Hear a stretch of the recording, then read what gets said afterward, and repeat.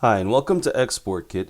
In this example, I'm going to demonstrate how to do your very first Figma to XML export using the plugin. So be sure to like and subscribe, hit that notification bell for new videos, and let's get going. So right here we have a frame which has a couple of different items just to illustrate how each item will actually render in XML. So we have an image, we have a text, and we also have a background.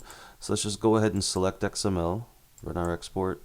So let's just go ahead and copy all our XML, and let's take a look at the XML in tree view. So you can see here that all our layers are separated based on the content within our file, our Figma design, and we also have a little bit of specifications with XML. So let's just take a look at it directly. So you'll see with our text, we use C data to encapsulate the text just to ensure that any special characters you're using or any formatting, it will be preserved.